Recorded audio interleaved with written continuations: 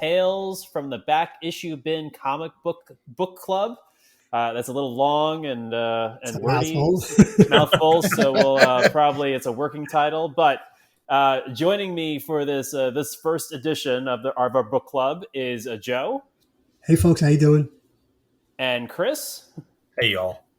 And returning guest and friend of the show, Josh Murray.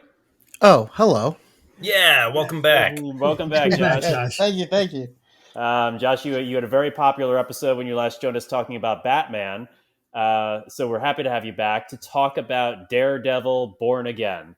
Yes. And I chose this book for our first book club for one, because Josh got heavily into Daredevil, which we'll get into, and we wanted to have him back. And two, if you go way back, I think maybe episode 4 or 5, Daredevil Born Again is Joe's number one comic book / storyline of all time. Of all time. So I thought it was good ground for us to kick off our book club idea. So I'm gonna start with you, Joe, just to kind of refresh our audience's memory. What makes before we get into all the details of the book, why did you choose this book to be your all-time storyline and comic book of all time? Numerous reasons. First of all, it's beautifully illustrated, beautifully written. It's so full of angst and humanity and passion. It's just, it's just a classic story. It's the medium at its height. It's what can be done in comic books. It can't be done in any other medium, whether it be film or TV. Miller and Mazzucchelli just brought their A game and just literally hit it out of the park. This story is considered the beginning of the modern age of comics. Yeah, I guess this ends the quote unquote Bronze Age. Oh wow! Yeah, many comic historians consider this the beginning of the Bronze Age of comics. Excuse me, the modern age of comics. Daredevil's issue 227 to 233, starting in Feb '86 and ending in August of '86, cover date. But yes, it's just such a visceral story. I'm of the mind here. I don't want to say too much because I don't want to color anybody's opinions, and I've said a lot about this in the past already. So I kind of want to sit back and just take this in, and I'll interject when I think I should. But I really, really want to hear what Josh has to say about this. But another thing about this story, obviously, the religious symbolism in this story is in your face. But it's not in your face in a way where it's going to be off-putting. At least it wasn't for me.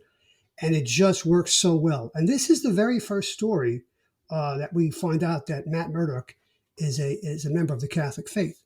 Before that, maybe there was some allusions to it, but not really. So there's so many firsts in this story. But the best thing about it is that it's just so well written and illustrated. And it's like, to me, this is the bar. Sets the bar. The only thing that comes close to this, as James and Chris would know, is something that Miller and Mazzucchelli did a year later, and that's Batman Year One. Wow. So, I didn't even realize that this is the first time they spoke about his faith. I thought that was a part of the character since day one. So no, it wasn't. No. So Josh, I'm going to turn to you now because I want to go back and just kind of talk in general about Daredevil, the character, before we start launching into Born Again proper. But last year we started a friendship based upon, recording with each other through Trash Compactor, a mostly Star Wars podcast, now available where any podcast is able to get. There we go. By our crossover episode. I like it. Yeah. And we started talking about comic books, and you are, I would consider you a biblical and religious scholar. And hey, thank you. I'm flattered. And you were talking superheroes, and I said, have you ever read Daredevil? And you hadn't, and then you dove in. So aside from like the religious aspect, which you can most certainly talk about, what is it about the character that grabbed you like right away? Well, so your recommendation for Daredevil came because we were talking about the Obi-Wan series and for Trash Compactor, and I was going on a lot of what I would call like tangents, but I guess it's just episode talk, but about like mental health and religious like aspects of the show of Obi-Wan, even though it wasn't like Daredevil where they're like hitting you with actual faith stuff, but it just had a lot of parallels, and I could see where they were pulling inspiration from. And that's kind of where you didn't say it quite like this, but to paraphrase, you're basically like, oh, if you like mental health and the Bible, you should read Daredevil. And and, Yeah, and and so the first one that you recommended, Guardian Devil, which was the Kevin Smith run, and not knowing anything about comic books, I was originally like, Kevin Smith, and then it dawned on me like that he is the perfect person to write about comic books, but I was thinking kind of like, what is he doing in the world of comics? But then I remembered every single one of his movies. And Yeah.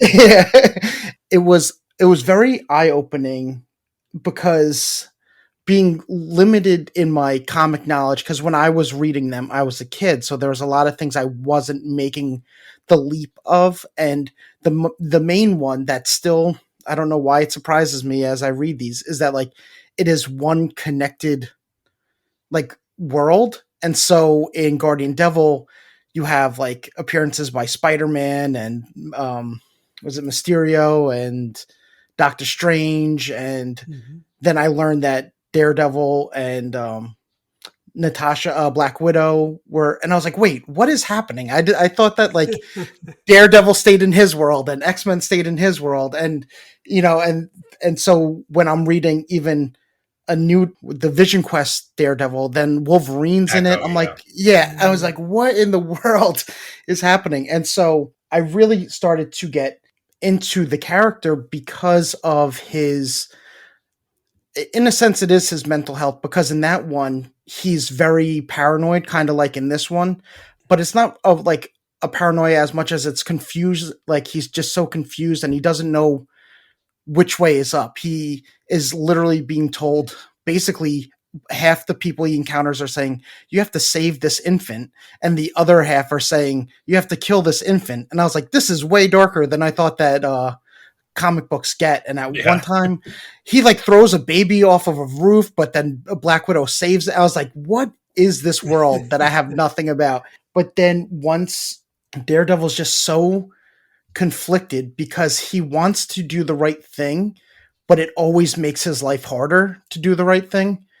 And there's some aspects in Born Again that I'm sure we'll talk about in that case, where he almost has to say like veer off from his normal like good guy ways, especially with Nuke and everything. So I just love like a conflicted hero. This is really long-winded, sorry about this, but No, you're fine. This is why you're on. to have such a conflicted hero that doesn't have all the answers and then has their mind work against them, which is abundant in this run, in the Born Again run. It was just very intriguing to me to have that like flawed hero, and then but also that still keeps his faith, like even though he keeps running into all these obstacles and his life just gets worse and worse and worse, he doesn't ever seem to be like, you know what, screw this, I'm out, I don't believe in God anymore. Like he's still what like me and my friends will talk about sometimes, he's like haunted by God, meaning like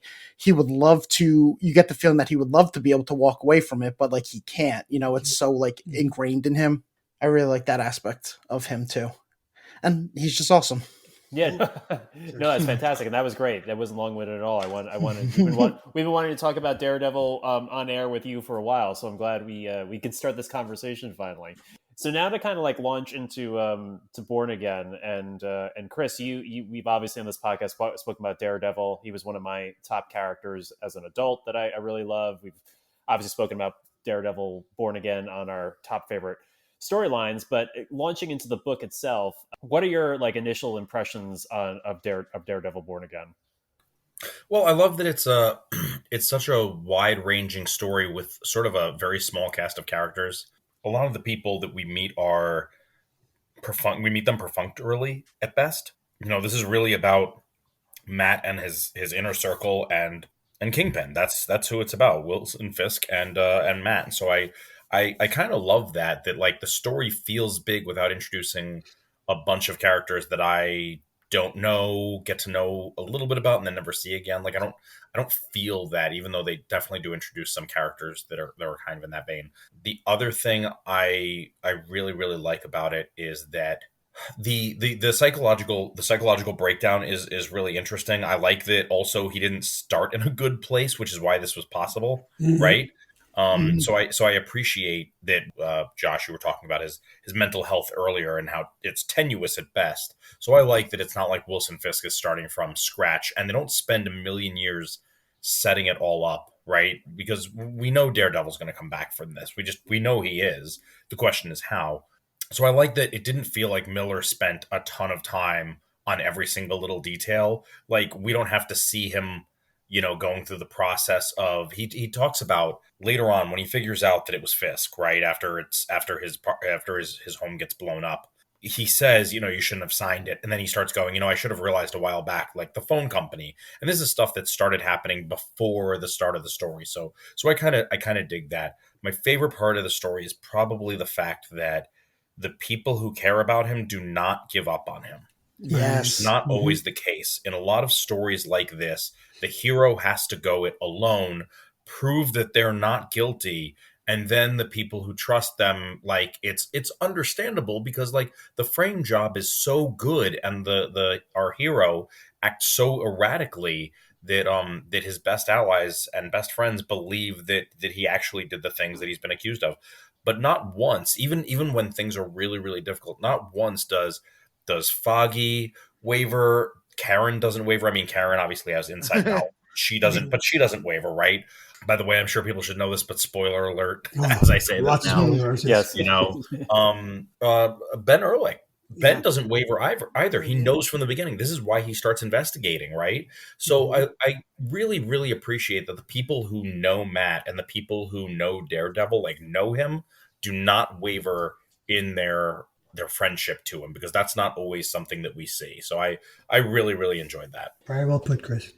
Yes, that's great. Yeah, that's a great point, Chris, because we normally get the hero goes half cocked or goes crazy, and then we have like, oh, something's got into this character, and I don't want anything to do with this character, and or I can't be around them, or they don't they yeah, the loyalty there is always there throughout it, which actually keeps the story together and actually keeps you sort of rooting for the whole Daredevil team as it was, which I also like. Yeah. Like you pointed out, it's a very small cast of players. It's if the stakes are very personal, and the scope, while it gets big at the end, it's still within Daredevil's like home area of Hell's Kitchen. So it's almost Right. like a And sorry, go ahead, finish your thought. it's almost like a play, a little bit. Yeah. That's a good point. No, it Yeah, is. yeah, for sure. I also like that, like because it's not just the major characters that stand by him, right? Like even when he shows up and Melvin's shop and says, "Make the suit, Melvin. Nobody will get hurt," Hmm. and he says, "Pleasure to hear your voice, Daredevil." Like there's no question there about whether or not Daredevil is like he the faith is there, and you can see the faith being tested by the Kingpin. But everybody who's tested comes out on the other side. Like their faith in Matt, their faith in Daredevil carries them through. So I appreciate that. Like, there's also a parallel of Daredevil has this faith in God, but Exactly. all of Daredevil's inner circle, they all have their faith in him. Mhm.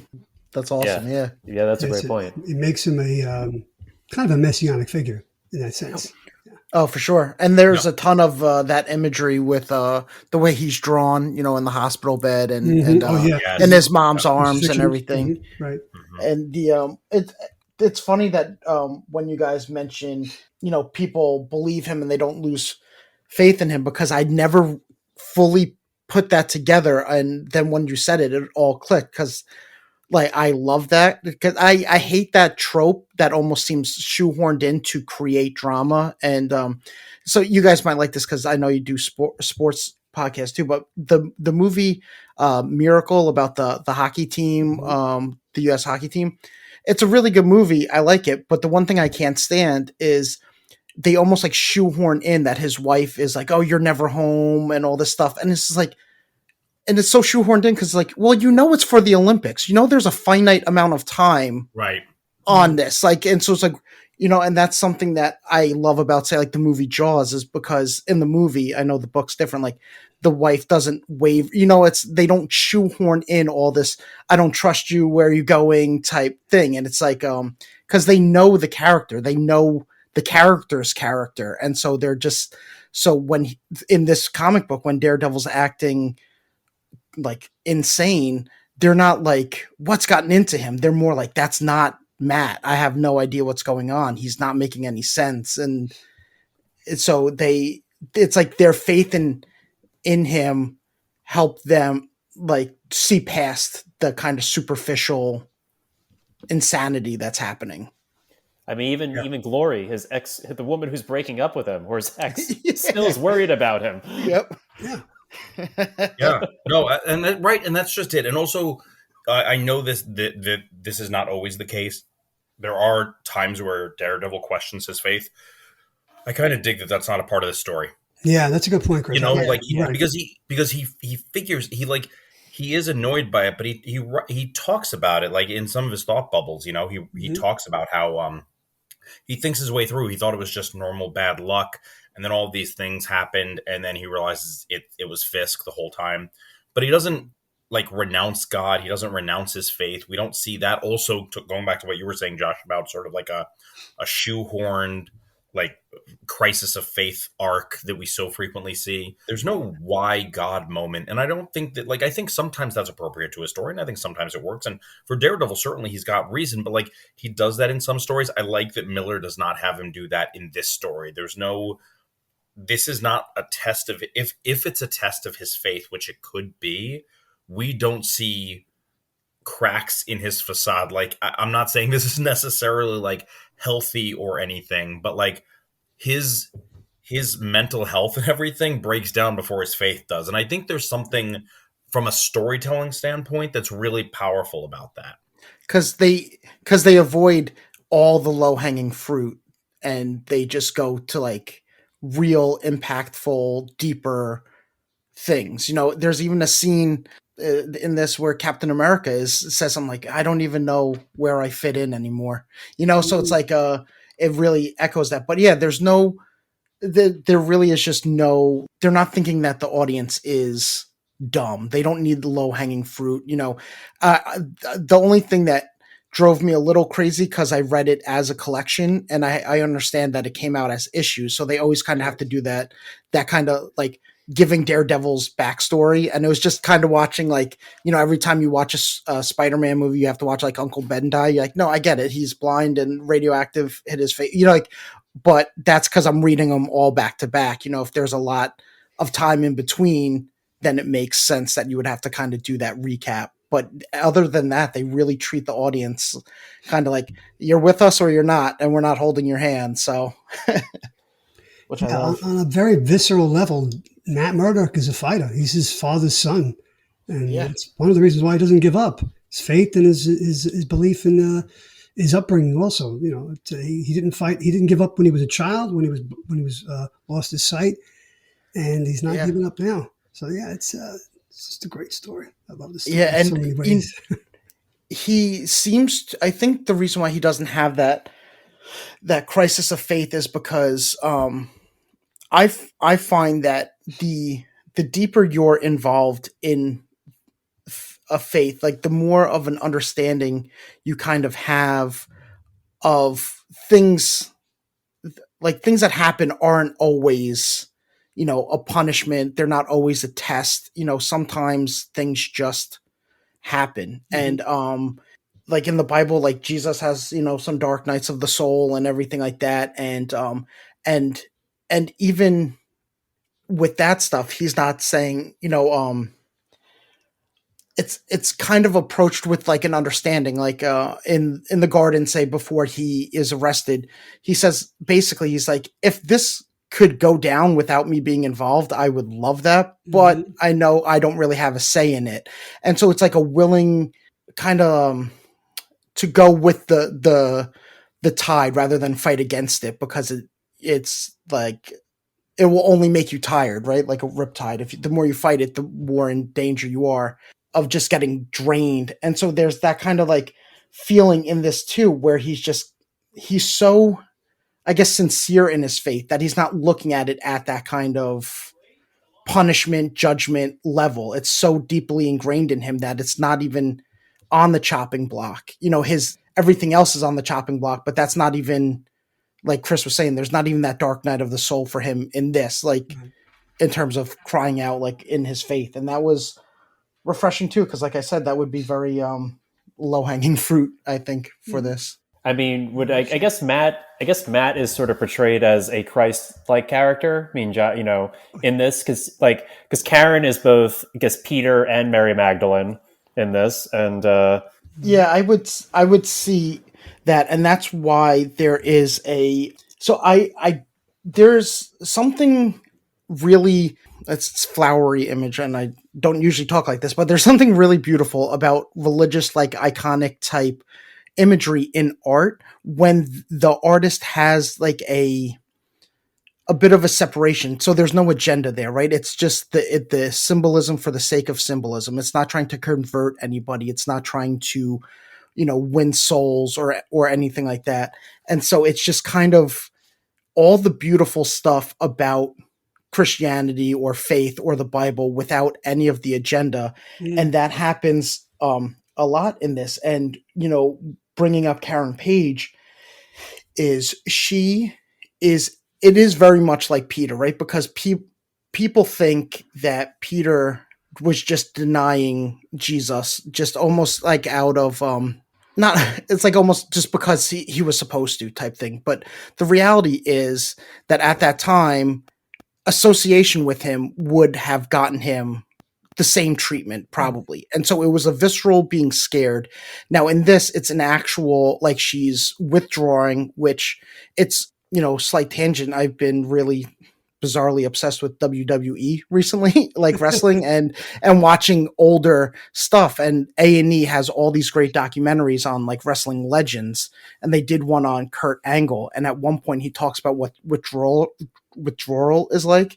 And he's saying like, it's just, he almost can't explain it because it's not like, oh, your skin crawls and then you're like he was just saying it's so bad that you're praying for death. Like you don't want to survive it. But with opioid withdrawal, to my understanding, it's one of those drugs that withdrawal cannot hurt. Like it'll suck and it'll be the worst thing you experience, but it's not like alcohol withdrawal or like Xanax where you could die from it, and so she's like, so that really helped me see her in the state in which it's the worst thing that she's ever felt. And she'll do anything to get rid of it, which leads to her betraying Matt.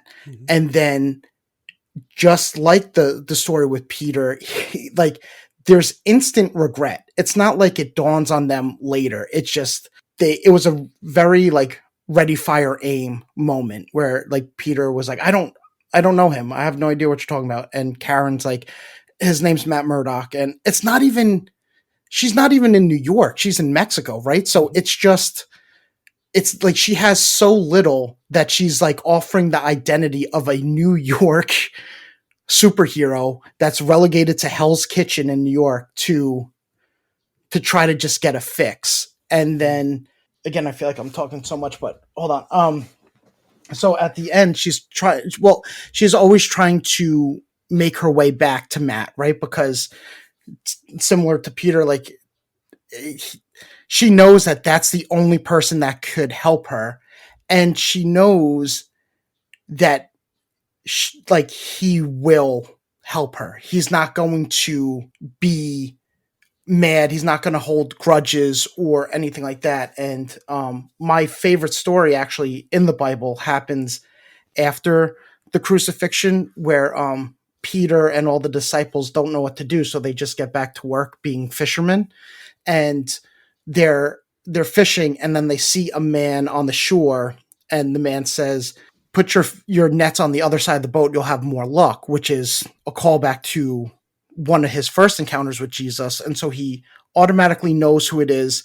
They make mention that it was so hot that Peter took off his clothes while he was working, and he doesn't even bother to put them on. He just dives in the water and starts swimming to shore naked as the day he was born, because he was so excited to have this like reconnection. And in a very subtle way, when he's talking to Jesus asks him, like, Peter, do you love me? And he's like, yeah, of course I love you. And then he's like, tend to my people. And he asks him that 3 times. And to the extent that Peter gets like annoyed at the last time. He's like, how many times do I have to say it? And then it kind of like dawns on him that he didn't hold a grudge, he didn't do anything, but he actually gave him the opportunity to undo the 3 betrayals that he did, to like make amends for it. And he gave him 3 opportunities to say that he loves him. And it's just, that's kind of, when she basically just collapses into Matt's arms, like in the snow. It's just, it's great. It's great imagery. It's great. I mean, he doesn't just like Powerful image. help her. Yeah, he doesn't just help her. He also forgives her. Like Yeah. he doesn't. There's nothing in there about like him holding a grudge, like you said, holding a grudge or Yep. holding against her or helping her begrudgingly because it's the right thing to do. No, he loves her. Yeah, and he forgives her.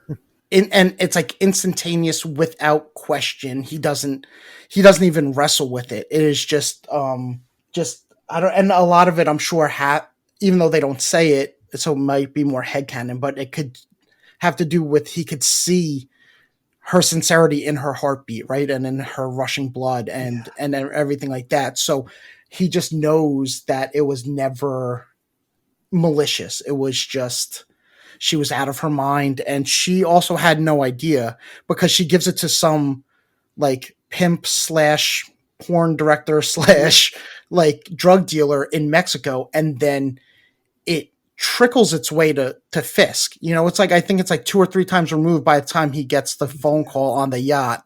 And so, she would have had no idea that it would have almost seemed like what's it matter? I'm in a different country. Like it seems more valuable than it is, maybe. Well, I like the normalization too, the normalization of what she'll be willing to go through to get the fix, and how that and how much sense that makes. So she doesn't have anything.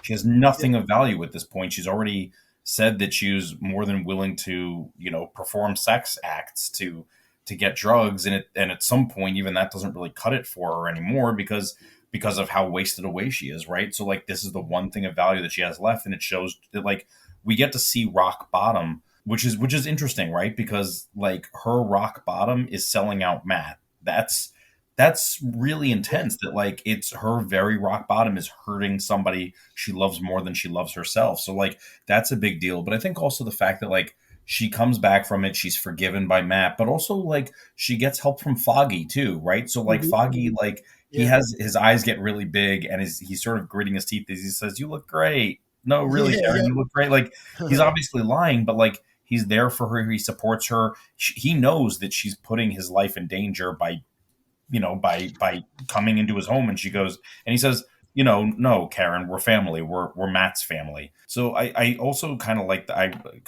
really like the normalization of there are ways back for people who get addicted to drugs, who hit rock bottom, who have hurt us in ways that may seem unforgivable. And there's a lot of, I think it's interesting because also, as long as we're on biblical themes, I think also we see a lot of grace in this book from different characters. Mm. Yeah. And the, Matt and Foggy, like you just mentioned, that they're perfect descriptions of grace, because grace in its essence, in its core, is a very unfair thing, and that's what makes it so great and so beautiful, is that it's nothing that you have to do to earn it. You don't have to make things right for it. Like it's just given to you, and that's why I'm sure she might apologize. I don't even remember, but it's like Foggy just accepts her right away. Matt just accepts her right away, and that is just a tremendous thing, to have someone like be as hurt as Matt is. And like, he not only does he lose everything, he's stabbed, right? He's hit by a car, he's left for dead underwater. All this happens before he reconnects with Karen. All of it's just, he reconnects with her, and then I think in the next thing she's sleeping, next to his outfit, like just for like comfort and stuff. And he's shaving, he's starting to get his life back together a bit. There's just no grumbling like, oh, that stupid son of, oh God, I hate her. Like, it's just complete and utter grace, and it's really, really great. Yeah, no, and actually, so really quickly, and forgive me, James, if I end up getting off topic here, or swing us back if you need to. But I'm curious, James, as somebody who really has liked Daredevil through and through for as long as you have, and up to and through today, how does this stack up against other Daredevil stories? But B, what does it handle differently than other Daredevil stories that makes it one of the paramount storylines in your mind? Well, that's a good question. That's like Yeah. a yeah. Actually, that's a. I mean, I will answer the question, Chris. Not to defer, but I think Joe, that's like a question for you. Let's start with you because Sure, he yeah, applied to yeah. he applied to you, Joe. Actually, Well, the first time I read it when it came out in '86, I just knew at that point this is something different, something special. It was so grounded in reality. I mean, Daredevil starts out as a Stan Lee created character, Joe Orlando, and then later on we get artwork by the great Gene Colan. But he's the swashbuckling superhero, right? He's the devil may care, wisecracking superhero, kind of like Spider-Man, but without the superpowers, even though he does have the radar sense. And I enjoy those stories. But then as we progress into the '80s, comic books are growing up. We've already gotten the Watchmen. We've seen other stories along these lines, and so here's a point where we get a story that's just, as I said, so grounded in reality and issues. And it's a crime noir story also. It's got Yeah. the religious overtones and symbolism, but there's so many crime noir tropes in the story that are so well done. I mean, the Kingpin, for me, the Kingpin is either Don Corleone or Pontius Pilate. I haven't been able to figure it out yet. But he's both those characters, and it just speaks to me on so many levels. It's hard to articulate, but you just know when you're reading. You know how you know when you're seeing good artwork, whether it be hanging in a museum or a widescreen or you're on a TV, your TV set. This is art. This is what this medium was created for. This, to me, is the pinnacle of what this medium was and should always be, because it speaks to me. It just speaks to my soul, and it entertains me, which is you got to entertain people too. I mean, I'll have to say, like, when I first I came to Daredevil like similarly, like the way actually I guided you, Josh, to Daredevil. I read it. I read first Guardian Devil, and that was because I liked the Kevin Smith's movies, and I was like, and I was working at Mint, and I was like, okay, Guardian, I'll read this, and it was really good because it had the comic book voice, but it was also Kevin Smith's voice a little bit in there. Mhm. And then I continued the run, which went, Joe, you have to correct me. Was it Bendis next after Smith in the I believe so. It's too bad Keith isn't here because he's really got a handle on more current Daredevil. But yeah, Bendis and then Brubaker and Rutger. Yeah. Yeah, and yeah, those, and that was a The great Bendis run. run is fantastic, by the way. The Bendis run, and I like the Brubaker stuff too. I mean, like I like the whole like revamp of Daredevil. I think I followed Mhm. that all the way through. And Chris, I think you read that too when you were in the store, right? I don't know if I'm a Yeah, no idea. yeah. So that was a great run. So I hadn't really read Born Again. I read it like once because after I read that run, and while I was reading that run, I read Man Without Fear.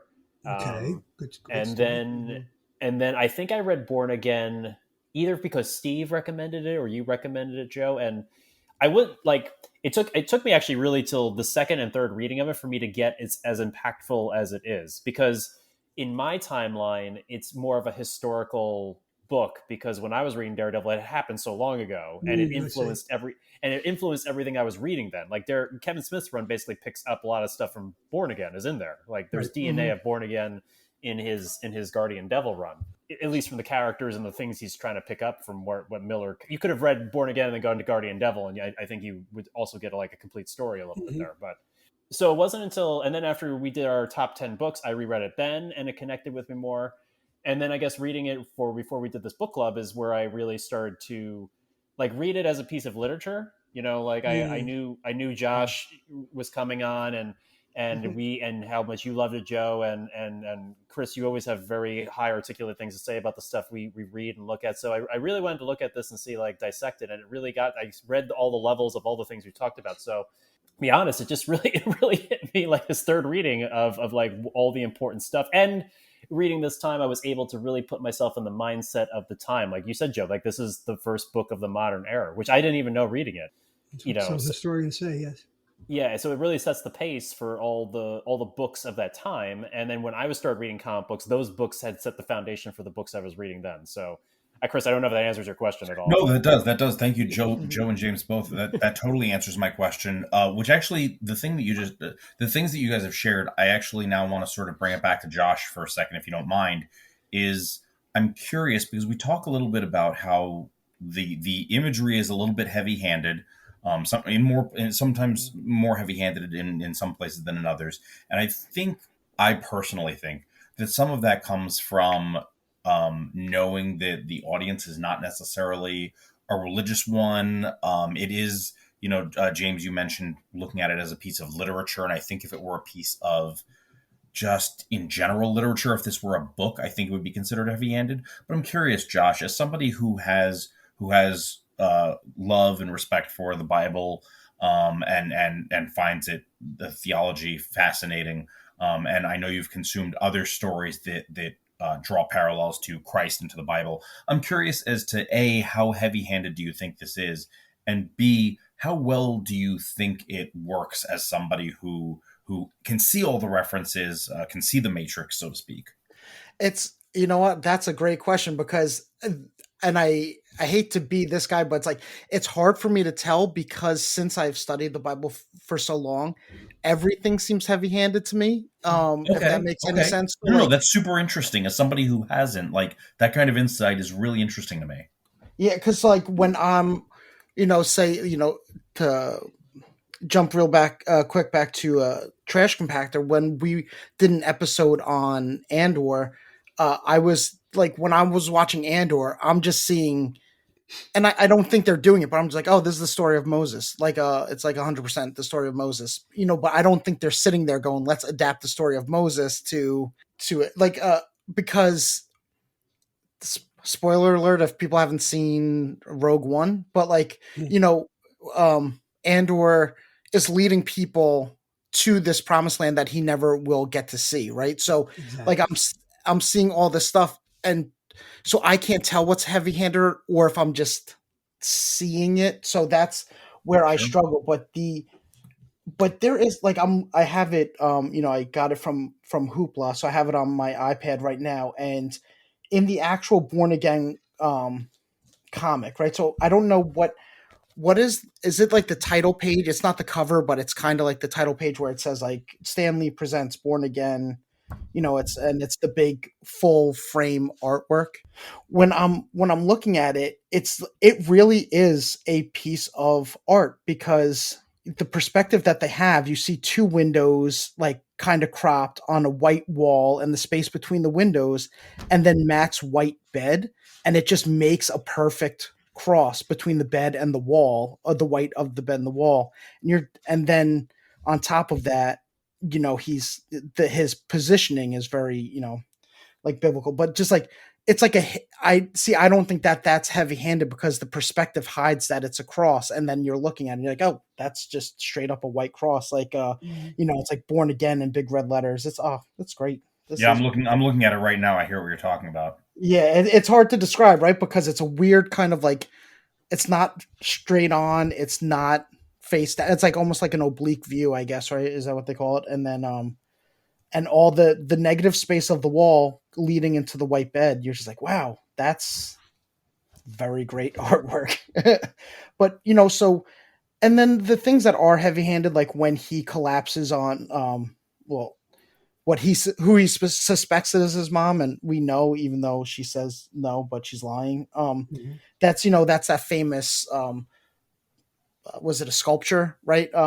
When they take Jesus down off the cross and he's lying there in the Michelangelo piece, the Pietà? the Pietà, yep. So I do have to clarify that I was not raised Catholic, so I don't know a lot of like more Catholic based imagery, but I from all my studies I've pieced it together, but that's why I'll draw a blank on like something really famous like that. But no, that's fine. You you do not need to know everything.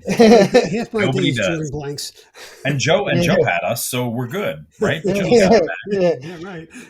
And so, but this is, but some things are not like super heavy handed until you're talking about it like this. Like for the example, he gets like basically stabbed and beat to death and then buried, but instead of being buried, he's in a car, like underwater, right? And then they assume that he's dead, and then he kind of raises from the dead. And Oh God, is it Is that a 3 days? baptism? Is that Is a that car down there for 3 days? Yeah. I am not sure. And then it would have the imagery of Yeah. baptism, which is like renewal say in the Christian, in the Catholic. yeah, and so there's two types of baptism really. There's kind of like the sprinkling baptism, Right. which a lot of times Catholics will do on infants. Protestants, it's not always done on infants. Like I wasn't baptized till I was 13 because my parents wanted me to like make the choice. Sorry, no, it's weeks. Just really quickly, it's weeks. Okay. It's weeks, right, Chris? Yeah.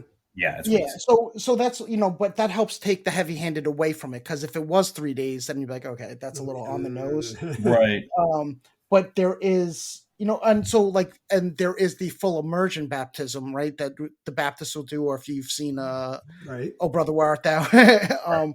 And so this would, and that's signifying like a death to your old self, and then you're pulled out of the water. Mhm. So it does have that kind of tomb/baptism feel to it, but that's not heavy-handed because that didn't dawn on me until we were talking about it right now. Mm-hmm. Interesting. So- No, that's super insightful, and I appreciate. And I also I'm glad you brought up the art. And forgive me, James. Let me know if I'm hijacking this, but I do have one last question before I stop. No, you're good. But I'm curious. So, you mentioned, Josh, you mentioned the art and how striking it is, and art is obviously like a huge part of the comic book medium. So I want your opinion. I want the opinions of all three of you on this. But going back and rereading this and looking at Mazzucchelli, I'm sorry, how do you pronounce it, Joe? Mazzucchelli's work. Mm-hmm. I knew that I liked it when I had first read it, and I know that I've liked it since. But it was interesting that I didn't think about why I necessarily like it until going back and rereading. And I think it's a lot of the use of shadows and elements of minimalism that I so associate with, even though Mazzucchelli was first, is Tim Sale. Yeah. Oh, good point. So it's not. I mean, Sale uses it more, right? But I think when an area is well lit, it's well lit. I think he uses color in a bit of a more striking way than Sale does. But I'm curious as to what the three of you thought of the style of art for the purposes of telling the story. Well, I think I spoke to this before in previous podcasts when this book came across it. Mazzucchelli is one of the artists that I really admire, along with Darwin Cook and Chris Samney, Matt Wagner, they're minimalistic artists. And James can speak to this a lot better because he is an artist and I'm not. But it's not just the human figure that's drawn on the page. There are other things going on. There's negative space. There's shadow. There's just help me out here, James. Well, I was going to say, for minimalist art is, I think, really hard to do.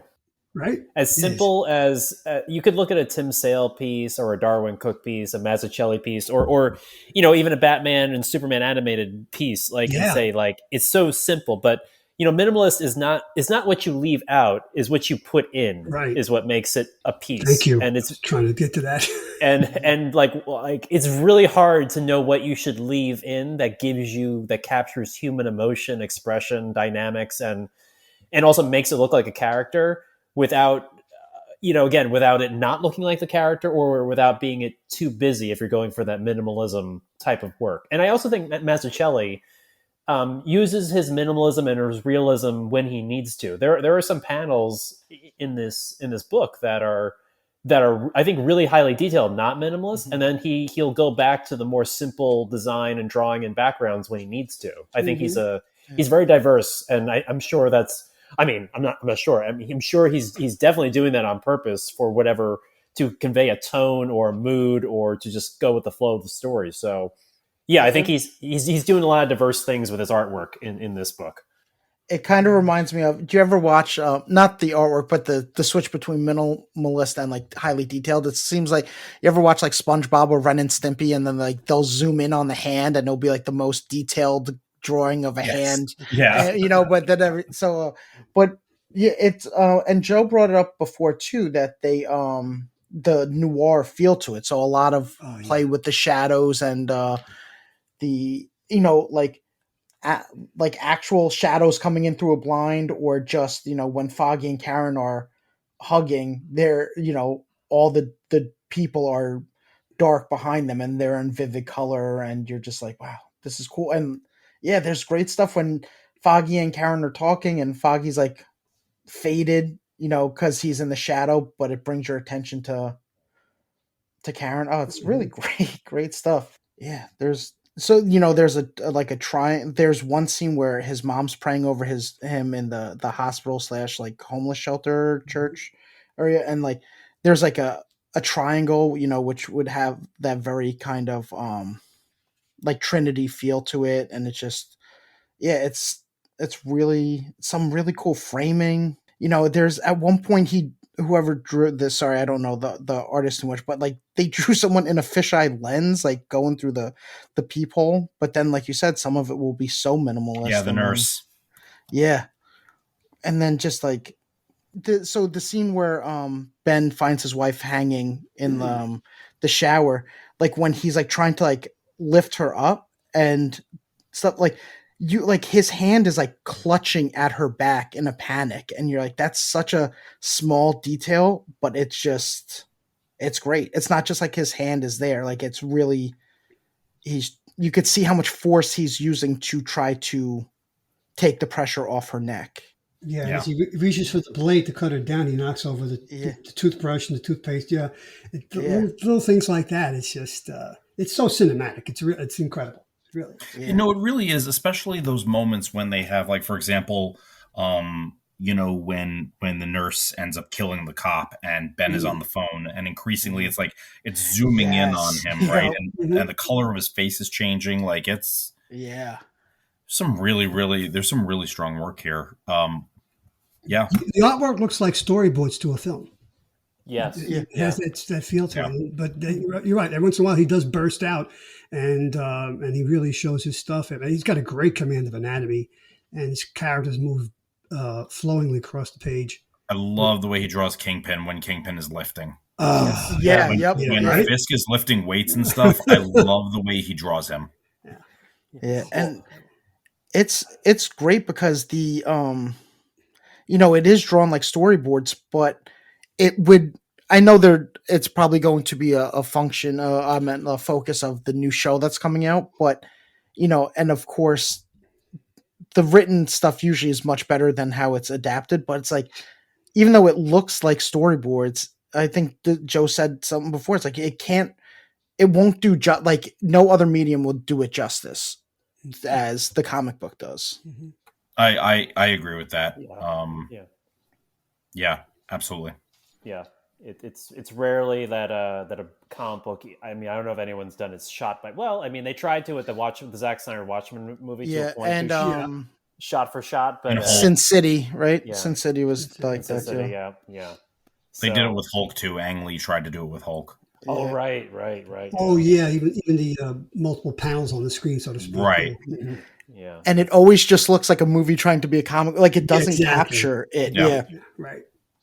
And they and I like that they capture those moments, but they're also, they do capture motion, I think, well, when they choose to use it. Like, Armageddon, when we get to the end there with Nuke, when Daredevil is like flipping across the rooftop and evading the gunfire from the helicopter. Like they do one of those things that I have always loved in comics to show motion, which is like they show 4 Daredevils, but they become increasingly solid as they move, so you understand where he came from and how he got there.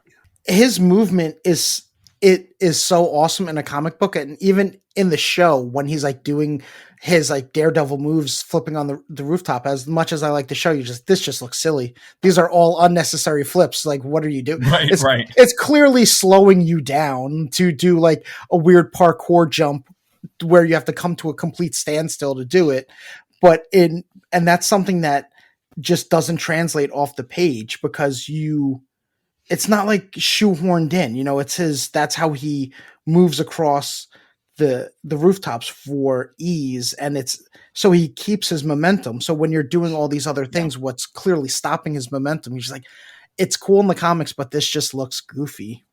I Sure. mean, on a page though, you have to like do that to. Aside from the fact it looks cool to drawing it conveys motion of the character. Whereas if you're in a medium like television or film, you can show move. motion. They Right, move. they move. Yeah, you don't have to imply motion because the person can actually see motion. In the comic Yeah. books, you got to do something to show that the character is moving. Right, and it also moves the eye along the page. It's called basic storytelling, and the great artists, whether they're minimalist or they're George Perez, who was the opposite of Mazzucchelli, Sure. your eye moves across the page and you follow the story. That is another like real big strength to this comic, because as you guys know, I'm not nearly as versed in as you guys are, but I like my eye just always knew where to go, like Yeah. what Yeah. dialogue breaks up his like voiceover, or for lack of a better word, like that, and it's just like you're like, wow, it's not numbered, it's not out, you just can just follow it. No, I'm glad you mentioned that, Josh, because there are moments where I have enough experience with comics that I'll read something and I'll be like, oh no, I read this out of order, and go back and do it. And very rarely will I read something and go, wow, this is an absolute disaster. I have no idea where. But like you say in this one, like you don't need to be a comic reader, by trade in order to follow where it is that you're supposed to go next. You're absolutely right. We get guided through the story very, very nicely. It's very, very cinematic. I know I've said it before, but it's true. Well, Chris, you kind of brought him up before, so I thought we should probably talk about the devil of the piece a little bit more, and Kingpin, which we kind of like. He's obviously wants revenge on Matt Murdock for lots of reasons, but we also kind of learn, and it's something that Zdarsky I think plays with in the more recent run. Like he's kind of just a big baby in a little bit in terms of like he wants to be the kingpin of crime, but he also wants the respect of New York businessmen and to be like this. He wants to be like a celebrity. And I think aside from when all his plans come crashing down, it seems like the thing that hurts him the worst is the fact that his reputation is the fact that he's the kingpin of crime and he's not a celebrity. So aside from all the other horrendous things he's puts Matt through, and he beats the crap out of Matt in that one scene. Kingpin just he's vain. He wants to be villainous, but he also wants to be respected.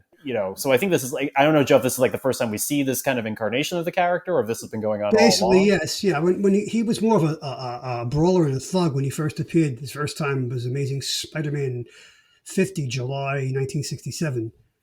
Which is if you have that comic book in high grade, you got a hell of a good piece of change on your hands.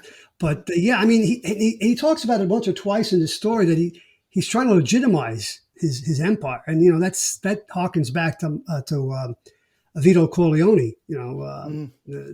So that's what made me think about the parallels between this and The Godfather.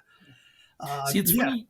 Sorry, go ahead, Joe. Right. No, that's basically it. It's a very James, I think he hit it on the head. He's very vain. He really is. Yeah.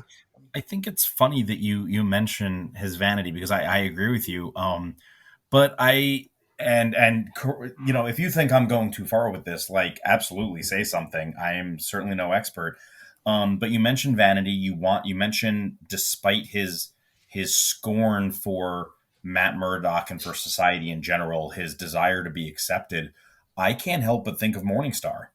I can't help but think of how Lucifer, who's been cast down, no matter what else is the case, how can he not be envious of the angels who haven't fallen, no matter what else is true, right?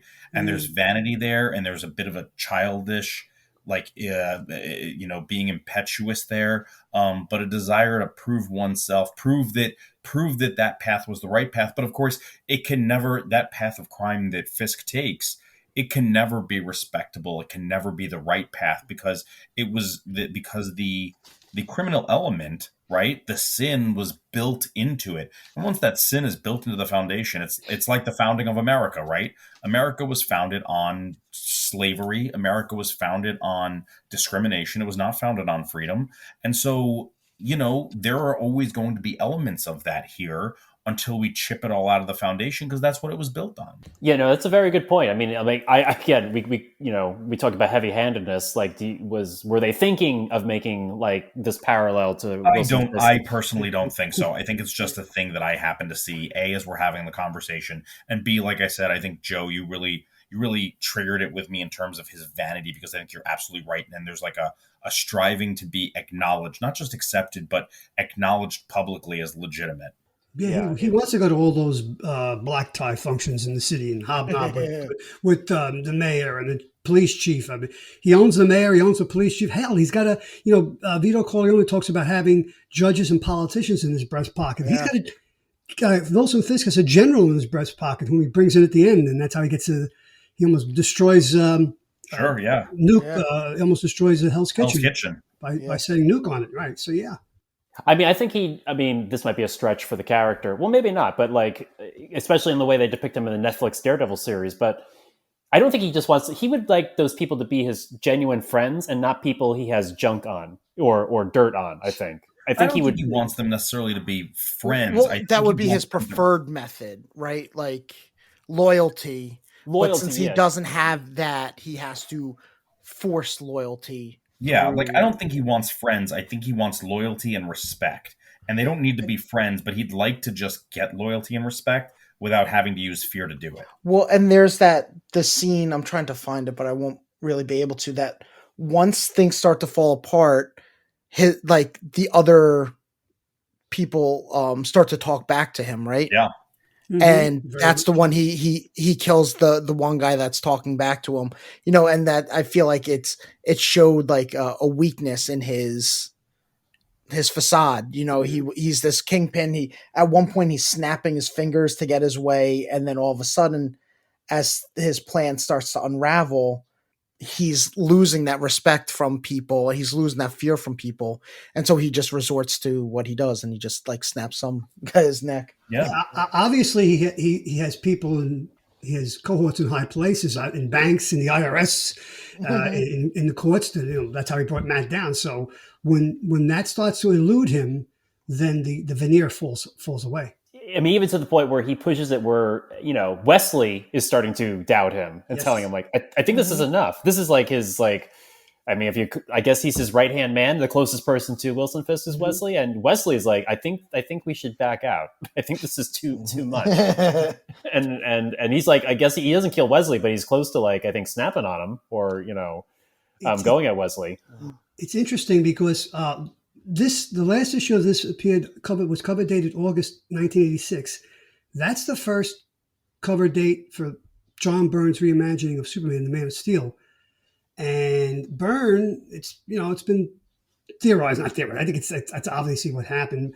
Byrne, it wasn't really Byrne. I think it was Marv Wolfman wanted to base Lex Luthor on the Kingpin because they didn't want Luthor to be that guy in the gray flannel overalls who's the mad scientist hiding out under the Metropolis Museum. They wanted him to be out there in public, but still being this evil, controlling billionaire. And so, we have to thank Miller for creating not only this version of Kingpin, but for putting that seed in the mind of Wolfman and Byrne for Lex Luthor. Thank you for bringing up that, Joe, because I was going to ask you who came first, this version of Kingpin or the corporate... the corporate Lex Luthor. This is okay. First. Not by much, but it's first. Well, I have to go to another thing, like the second half of the story where we get Captain America and Nuke. I feel like, and now Joe, this was after Dark Knight Returns, this Born Again, or before Dark Knight Returns? Oh wow, let's see now. Dark Knight Returns was I believe in '86, so concurrently, maybe, possibly. I feel like as much as we've discussed Dark Knight Returns and his depiction of Superman and it seems like he had Miller had a turn with because this is a great Captain America. Like this is Cap. This is Captain America. This is Cap. Like, so whatever he's feeling writing about Superman Dark Knight Returns, he did not cast any shadows onto Captain America's persona or how the character should be portrayed. I thought like this is some of the best Captain America I've ever read, to be perfectly honest. Yeah. I wonder if he likes Captain America as opposed to Superman. Yeah, that could be it too. He was able to kind of take maybe anything he might have felt towards Captain America and put it into Nuke, which is Captain America if he was psychotic and had no morals. Yeah, they are concurrent, by the way. I just looked it up. Forrester's Dark Knight Returns, February to June 1986. This story begins in February 1986 cover date. So yeah, Frank Miller is very prolific at this time. This yes, is the he height of was. all his powers. Yes, a year later he gets his Batman year one. So yes, he was. It's because he gives us, like I said, like Nuke is the psychotic version of Captain America, but Captain America, like as disgusted as he's more disgusted with the government than the person they turn Nuke into, which is again more dimension to the Captain America character. Like this Captain America is on point with the same MCU Captain America in terms of the values. And stuff like that's a good point. Yeah, Jim, I like that. I was thinking about that. I wasn't sure, but yes, very much so. I love, and I was so glad. It's like one of my favorite parts in the whole run is when the government tries to use his patriotism against him, and he says the only thing that he's loyal to is the dream. And you're just like, wow. And because there's also a great parallel that they got a psychotic person and gave them not the powers of Daredevil, but gave him the suit, the anonymity, and just was able, like, it almost shows what Daredevil could be if he wasn't a good guy, and then you see what Captain America could be if he wasn't a good guy. With the character of Nuke, and they're like an issue apart. And so I thought that was really cool too. What's interesting about this story, the last two chapters, the final chapter, the penultimate chapter ends with Daredevil standing amidst, it's a conflagration, right? Because Hell's Kitchen is literally burning down. Yeah, it's burning, yeah. Kind of like Dante's Inferno there, right? Yeah. So, now, then he needs help. So he gets help from these three godlike figures, obviously Thor. At no point in that final chapter are they referred to as Captain America. He's referred to as a captain. Thor is not called Thor, the son of Odin, and Iron Man is not called Iron Man either. So it's very interesting that these characters come on stage. They're more of a force of nature. They're also a trinity. Like literally. Thank you, James. Yes, that's what they're a trinity. That's very right. Yeah. So it's it just carries through the entire story. It's great. Like I love stuff like that, like where they have, it's like a parallel imagery. It's not a one for one. It's not anything. It's just kind of like, oh, it would be really powerful. You know what? Let's only have 3 of the Avengers there because it fits in the theme of this. And it's great. When they showed up, I tell you, since I'm not like, this was like maybe the second or third comic book I read, I was like, wait, what? I was like, this is incredible. That's what I felt when I had been reading comics for 20 years when this story came out. When they show up in that last chapter, holy crap, this is fantastic. So amazing. So did he know? So when he's in the, it's the aftermath and he's in the church and then he senses somebody, he knows it's Captain America, or is he nervous that it's Nuke? No, he knows. Okay, he knows. He says nobody's ever breathed like that. Like he knows exactly who it is. Well, and it's also because he's not really breathing that hard, right? When doing all this other stuff. Yeah. But it's he's 300 pounds easy moving like that. Yeah. He knows exactly who it is. Also, Josh, at this point in Marvel continuity, Daredevil and Peter Parker knew each other's secret identities because of Daredevil's enhanced senses and Peter Parker's spider sense. Oh, wow. So the 2 crossovers I saw with them that I loved, one was when Spider-Man was blinded and then Daredevil's trying to like help him and they don't know if it's permanent or not. And Daredevil's doing this like great thing where he's letting Spider-Man, Peter Parker, like keep his dignity. So Peter Parker's like, oh, I sense this. I have heightened senses, so you wouldn't be able to do it. And then Daredevil's thought is like, well, I knew like 20 minutes ago that this was happening, but he doesn't say it, right? Because he wants him to have his dignity, because if he loses that, he's going to be, he's already hanging on by a thread with this. It's the really like interesting thing in which Daredevil's like, this is his home base, right? This is what he knows inside and out, is being blind, and he like, but he uses it to keep the dignity thing comes from his dad. Yeah, that's where it comes from. For Matt Murdock, it comes from his dad, who was taking falls in fights to make ends meet. And then the reason he gets murdered is because he chooses not to take a fall because he decides he wants to reclaim his dignity. So that's 100% where Matt gets his dignity from. So Mm-hmm. I'm glad you mentioned that, because I do think that's integral to Matt Murdock. Yeah, it's great. And in Guardian Devil, when I still don't know how comics work because Karen Page definitely dies in that one, but Bullseye kills her, and then like there's this incredible scene where they're on top of the Brooklyn Bridge, and Spider-Man's basically like, I'm the only other person that knows exactly what you're going through right now. Amazing Like- Spider-Man 121 and 122, right, James? Our first comics Yes. corner? Yes, our first comics corner, the death of Gwen Stacy. Yeah. So, Joe, really quick, do you have all this stuff memorized, or you're looking at like a list? No, this is blowing my mind. Well, I wrote some things down. I did have Okay. I do know that but I have it mostly memorized. I know Kingpin appeared in Spider-Man first, in Spider-Man number 50, but I wasn't sure of the month. I knew it was 1967 because I bought that. Well, book no, off but the even rack. that, like everything, that was just, I almost like interrupted you when you were making your point, because I was like, how did you just pull that out of your memory bank? Because that's insane. Because there's so many issues of so many comic books, and you're just like, oh yeah, this is from 1967. As Bud Abbott once told Lou Costello, when your brain gets congested, once in a while a good idea comes out. So that's me, basically.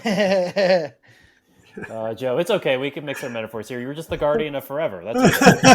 I'll take that. Joe, I have to ask you a question. Since it doesn't really come up in this book, it's not important, but does Foggy know he's Daredevil at this point? Yes. No. Wait, no. No, Foggy doesn't know yet. No, Karen, that's right. No, I'm sorry. He learns later on, right? That's right. Yeah. Foggy doesn't know at this point. I'm thinking of season 3 of the Netflix Daredevil, which borrows a lot from the storyline. Yeah. You know what? Like, the one panel in this that made my made my heart sink when I was like, oh my God, is when he like calls Foggy and he's having like, he's after me. And then he drops the phone and the phone just goes, at the tone, the time will be whatever. And you're he's lost it. It's a full psychotic break. Yeah. Yes, Yep. I was just like, oh my God, that's such a crazy touch to put into it. Like, rather than there being like a dial tone, rather like it's just a complete break from reality where he doesn't even dial Foggy's number. He's not talking to him at all. It's just a robot telling him the time. Mm-hmm. Oh, Can I also say, like, the thing that stood out to me is more of just like the time period of like what was 1986, right, Joe? Mm-hmm. Is that he could get a room for $6 in New York? Yeah, Like, Yeah. and he found he had $10 and he found a room because he had $10 and he found someone that made change. But a live Yeah. rat- but So a that's live even rat cheaper than living thing. $10. Yeah, he had $2 for breakfast. He did. Yeah, but That's right. You could buy a breakfast for $2 in 1986. Oh man. You get some ham and eggs and a cup of coffee. And when I was reading it, like it's wrapped in the storyline of like all the senses of Matt was, the spells and the rats. And like, did you really get a room for $6? I'm gonna have to ask Joe when we discuss this. So. You could, some dive, in Hell's Kitchen on 11th Avenue somewhere. So Joe, since we are looking at just this book, and obviously it's part of a greater run of Daredevil, what happens after this? Like, how does Matt rebuild his life? Do they go right back into doing that? Does it become a lawyer well, the again? next 3 stories, I should have wrote this down. I didn't write this down, but there's a follow up, kind of a denouement that where Matt brings the Kingpin down even further, and he gets his kind of revenge on him. So there's a follow up to this story. But it's interesting. So it's probably like an omnibus where they'll put them all together, but they've never put those three issues in with these 7. But yes, he does get. He does further make the Kingpin's life miserable.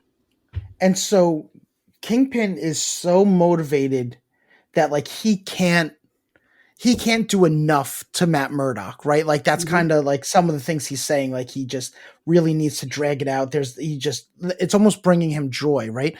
But has Daredevil done anything except for like disrupt his crimes? Is it just like he's that annoyed or offended that his crimes are getting stopped? It's not like, did Daredevil like accidentally kill his family or something like that? It's a thing he can't control. It's a king. Okay. It's a thing Fisk can't control, and nothing drives a powerful man more mad than knowing there's something out there or someone out there who defies them, right? That they can't control. Right. Yeah. Exactly. I mean, It was Burns' reasoning for why Lex Luthor hated Superman in his retelling, because Luthor Sure. was quote unquote the star of Metropolis, and then this guy in his garish primary color costume shows up, and people start loving him and adoring him, and ignoring Lex Luthor, and he couldn't take it. They cover it really well in Superman for All Seasons, right? Because Yep. they Yes, that's he a good talks point. about how this is a love story. This is a story of betrayal, and how this city that I loved and loved so well, and she loved me, betrayed me for another man. Yeah, an alien, right? Yeah. So A it's Superman, yeah. Superman, right? Yeah. Yeah. So we say these are tropes. I guess they are, but when they're well written, when they're well written by these great creators, you don't mind, because you're going to get a Well, great story. they're tropes. I mean, they're tropes for a reason, right? Like it they can absolutely be overused, and sometimes it's the easy way out. But there are other times where it's like the reason we come back to these Jungian archetypes, the reason we come back to some of these stories, is because they have value. Yeah. Yeah, I feel like it's only a trope if it's not done well enough. Yeah. If it's done well, then it's not a trope. It's just awesome storytelling.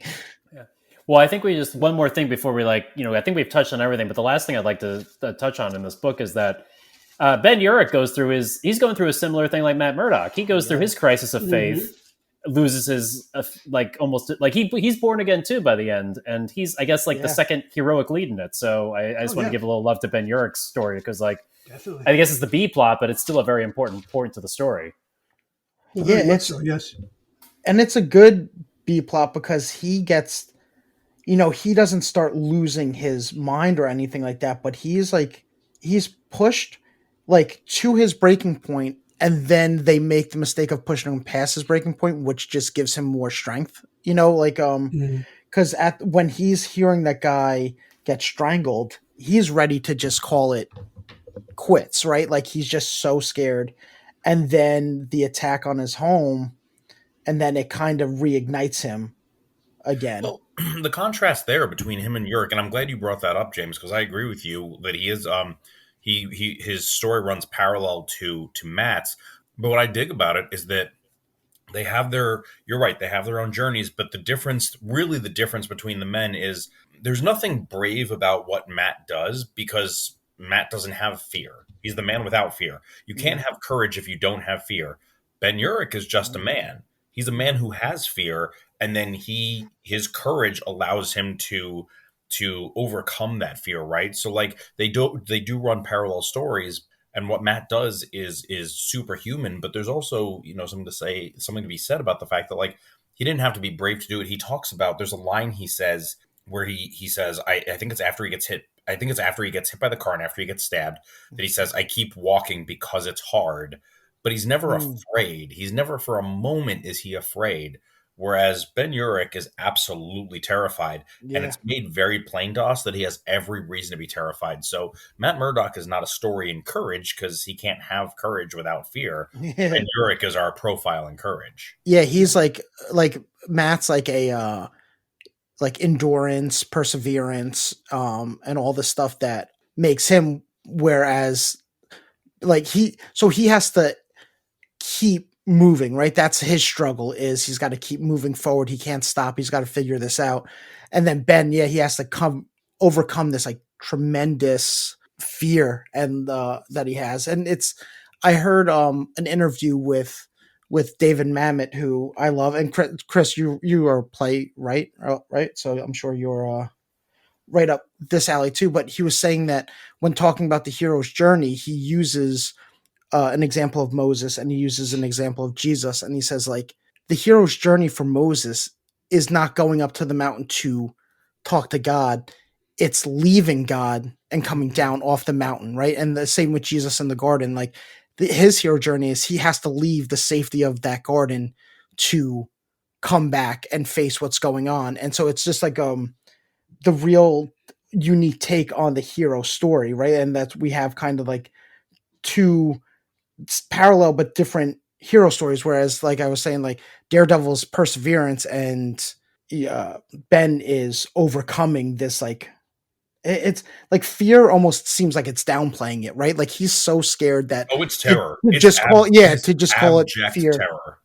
That's Agent Nadeem in Daredevil season 3. He's I told this to James already. I think he's the hero of that story in season 3 of Yeah. Daredevil. Really, Yeah. I mean, because he has I to think overcome tremendous fear and terror for his family, the life of his family, to do the absolutely, yeah. I mean, Ben Urich, aside from like just the absolute fear of his life, of his family, it puts into question his integrity as a journalist, Right thing. which might be his soul. So he's like almost Yeah, which lost is his. really, really tough when it's J. Jonah Jameson who says the damn thing, right? Yeah. I mean, like, he's not wrong, but also would he be able to have that courage? I'm sorry, James, I interrupted you. That moment is so, like, it's so audacious that I love it. No, I was just like kind of expressing that the Kingpin is taking away Ben Urich's integrity, which for a journalist like himself is like his soul. It's like his very being. So, like he obviously doesn't want to die. He doesn't want his wife die, but to not report what he knows is right is killing him also in a way. And He can't even like bring himself to write like a fluff piece, right? Like that's how much of like a reporter he is. Yeah. And that it's like they're like it's a fluff piece. He's been at 3 hours. He hasn't written a single thing. And it's just like because that he's in such a place that he's terrified to do what he knows he has to do, but he can't bring himself to just like not have the integrity and just phone in this like fluff piece just for the sake of taking up space in the newspaper. That scene in the city room, excuse me, I'm sorry. That scene in the city room is just amazing. It's so well written. I mean, that's the way I would hope that Joshua Williamson, who's taking over Superman this month, will have read this story. And this is how you write a newsroom. That's a chaotic, frenzied, kinetic place, that newsroom. And there's so much going on. That girl just calling for the copy boy. It's a little joke, but it's yeah, that's what a newsroom is like. Little touches like that Neville puts into the stories are amazing. It's not actually biblical. It's more of a tradition. And, you know, some churches say it as part of their creed, but they talk about when Jesus was crucified, then buried, then he descended into hell for 3 days. And like that kind of, I was just looking at all the flame and explosion of when Nuke shows up. Mm-hmm. And that's when he's starting to kind of get his self back, right? Like he goes through the fire to get his, the fire and the rubble to get his suit back, mm-hmm. And everything. I thought that just occurred to me right now too. But like I said, that's more of a church tradition than it is like biblical, but this isn't, you know, they're not doing Bible stories here. It's just kind of the overall religious imagery. So that is really good too. Daredevil fires a gun in this, right? Does he? Does he fire the Gatling gun? No, no. Well, it's a machine gun. He fires I thought it was not the rocket launcher that he fires at the helicopter. Oh, no, right, it's whatever Nuke's gun is. He picks it up, and because in fighting Nuke, I think he's not having any luck, and he said, "Oh, it's right here." Like it is. Yeah, you're right. It's the Gatling gun is what's mounted. It looks like he's got like an assault rifle with a grenade launcher on it. Well, the Gatling gun is on the helicopter that's shooting at him, right, and shooting at everybody, and then he's, you know, he learned when he's fighting Nuke that he can't be himself. He can't do let me try my best to take everybody alive, right? He even says, no more, stop being clever. It's a grenade launcher. So it's an assault rifle with a grenade launcher on it. You can see when Nuke hits on his back, when he lands on the top of that police car, that's what happens. A grenade fires into the air, and then you can see like that really cool backlit Daredevil flying forward. Boom. Yeah. And then he uses that to get the helicopter, which is how he brings it down, and that's why it explodes before it hits the ground. And because it's, you know, it's not him, he's going against everything he has to do. Like that, he says, "Forgive me," right? Like that's awesome. Yeah. Because clearly he's killing this helicopter pilot. Right. You know? Right. And up until that point, he's still not really killing anyone, right? Because even when they find the naked guy on the roof that was wearing the Daredevil comic, he was the only one that was alive out of it. And because it was like one guy was it says something like the only survivor of that, because all the cops are dead, right? The other criminals are dead. The cops are shot by the gangsters. Yeah. And the gangsters he takes down are still alive, aren't they? No, because I don't know if he takes him down, because I think only one person's a survivor, and I think that is Okay. the only person that Daredevil actually fought. I don't know Okay. what he does with. I'm trying to go there quickly, but I don't think that he interacts with the other criminals. I think they're all because he does knock the gun out of the guy's hand with the icicle, right? Right. Mhm. He jumped. That's the guy that is shooting at Karen and Yeah. the the drug trafficker who is basically like trying to own her. So he jumps on the icicle. It falls onto his arm.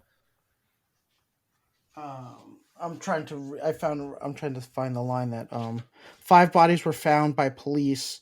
The live one was on the roof, stripped naked Oh, okay. and suffering. Okay. So Yeah, there you go. yeah. So I think the only person that he fought, like, so maybe the other ones got arrested or something like that. But so up until that, even throughout all of it, he was still keeping his. I don't kill people. That's not what I do. But he just kind of realizes that there's no way around this. Hell's Kitchen is just getting destroyed. People at one point, I think a nuke like shoots through a building and a baby dies. It's like Oh really yeah, they mentioned crazy. that. Yes. Hmm. Yeah, and so he, and then his place, and then Karen's like hurt, but she'll be okay. He could tell she's gonna be okay. But then yeah, he has to just pick up a gun, shoot that grenade launcher, and he says, "Forgive me." I think that's crazy. That's great. Yeah. Yeah. Well, it's a dire situation. I mean, Yeah. so many Yep. people are dying. He's in hell basically, and he's got to put an end to it. So Yeah, and he just knows that he can't be.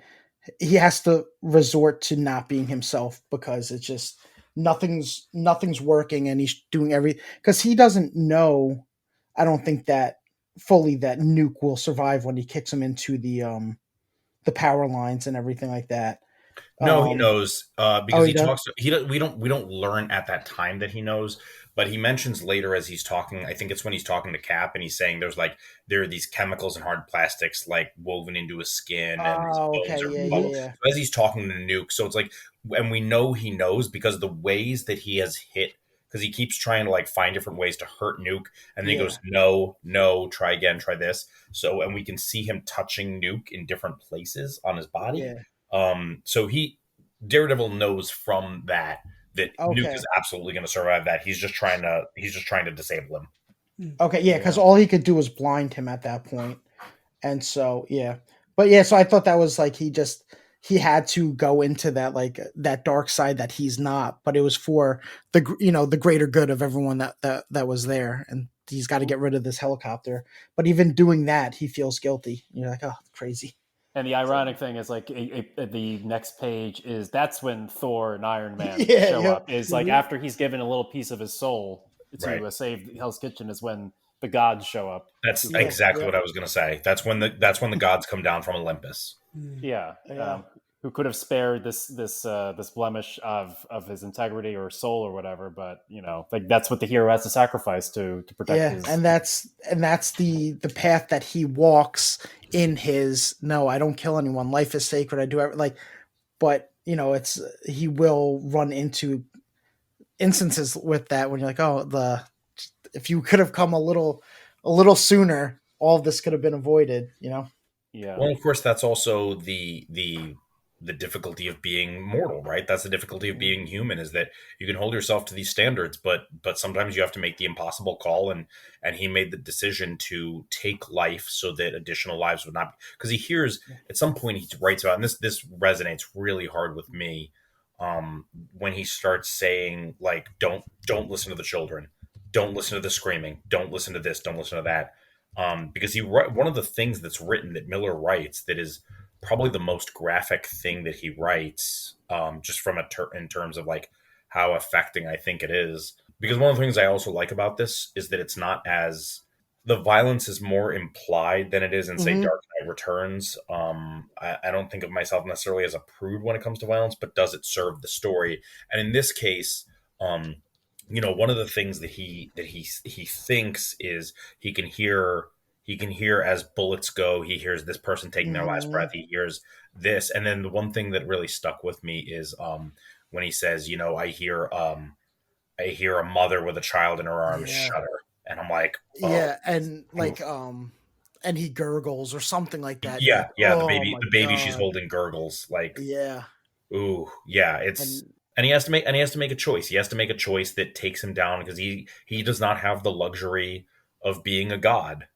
mhm. No. You know, he could not prevent all this loss of life. All he could do was take a life to stem a further loss of life, as opposed to the gods who came down from Olympus, who, had they been here sooner, they could have stopped all of this. It's just a guy in a Yeah. helicopter with bombs. And they are able to be that also extra step removed because they don't know. They just go like, "Oh, look at all this destruction!" Right? He can't save himself from hearing like babies die and like Yeah, like yeah. people like in sleeping in bed and then they're just dead. Like he can't. He has no choice but to like just deal with that. Like No, he'll you're right. say, Josh. Honestly, I hadn't even really thought about it, but you're right. They don't have to, even though they feel their own horrors. They're not the ones hearing babies, children, old folks Mhm. being surprised and dying. Like they know it, but they don't feel it in that visceral way. So I'm really glad you mentioned that because I hadn't really thought about the fact that like he's the one who has to live with this. Yeah, they go home, job well done. He goes home and he just hears the memory. He's gonna just be hearing the memories of Mm. like everything that he heard. That would be, it's like equivalent to like I mentioned Andor earlier. That torture that they do when it's just they make them listen to like the last isolated like death cries of people. Like I feel like Yeah. that's what Daredevil has to deal with. And then, and as much as I like Cap, like he just comes in, he's like, oh, we'll take it from here. And Iron Man's like, it's like, was it federal jurisdiction? So we Yeah, got it. And he threatens him. He threatens Daredevil. Yeah. yeah. And Daredevil's just like, dude, I've been through hell. I've heard people die. Like this is, you guys are just like you're saying, they're just coming down from Olympus, kind of like, oh, what did we miss? Like, let's wrap this up. And you're just like, what? I mean, also death and death, at least, or killing, or having to kill, is nothing new to those three characters. And Yeah. I mean, Cap's had to do it in war. Thor is a Viking warrior; he's had to do it, and Iron Man's definitely done it. So it's they don't. I guess it doesn't hit them as hard as the Daredevil with his code and with his faith and what that means to him. So And then with Thor and Iron Man, they are always at a fairly safe distance when they're doing that. They might not even hear any screams or anything like that. Well, But they're not in danger. Yeah. That's the other thing, right? Is they're not there's no threat here. Even though this is like kind of sort of a super soldier, we know that Nuke is no threat to anybody in that Trinity. So Yeah. Not at all. I mean, Cap takes him down real quickly when he has to confront him in the next few panels. Yeah. well, not only does he take him down quickly, but later on in the book, we see deference from Nuke to Captain because Nuke is a sergeant, Yeah. Yeah. right? Yeah. On your So we feet, see Sergeant. deference to him. Yeah. Yeah. Exactly. Yeah. And Nuke is obviously some sort of like sociopath, but he's also completely brainwashed and drugged up to do this, and like Fisk is also convincing him that he's doing it for his like fellow soldiers that are being ignored. Like he's so manipulated, but that doesn't, even before that happens, you see the joy that he gets in killing. He's got a gun that keeps his death count. And Yeah. Yeah.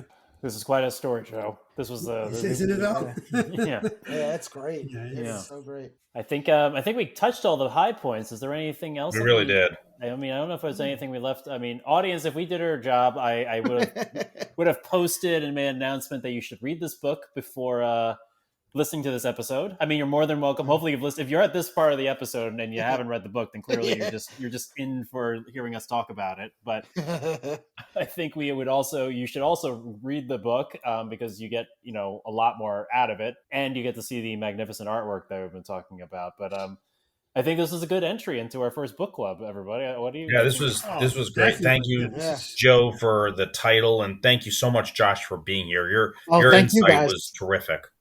Thank you guys. This was a lot of fun. I was looking forward to this. Once we had the day locked down, I was like very excited for it. So thank you for having me. This was a lot of fun. No, great. Your expertise and your insight into. I mean, we got into some really meaty stuff in this I guess commentary. It's more than a book club. It's a commentary. Yeah. It's a born again read along. Yeah. Yeah, very much so. So, audience and listeners, I hope you enjoyed this first edition of the Mint Condition Book Club, or whatever we end up calling it. We will definitely do this again, but of course, I could not do this without everyone who's been on the pod. So, Joe, thanks for making Daredevil Born Again one of our reads. It made this show possible. Oh, you're very welcome, James, and thanks, Josh, for joining us again. And great hearing your voice again, Chris. It's been fun. Yeah, we'll get to the Rangers, Chris. I know. Yeah, we got a lot of hockey to talk. Yes, and that voice you heard, Chris, thank you for always your insight and your wisdom when we read these things and go over these things. That was my joy. Tonight was so much fun. And once again, thank you, Josh, for being here. Your insight and your thoughts about the character, especially being a newcomer to the character, were really great and wonderful. So thank you for joining us. And thank you guys for always giving me all the good stuff to read, so I don't get disillusioned with comics because you guys just pump me full of all the good stuff. Yeah, you don't have to slog through the bad stuff. Yeah, exactly. It's great. It is great. I think I've read only one bad comic, and it was because I basically begged James, because I was watching Daredevil season 2, to give me a Punisher, and he said, I don't read Punisher.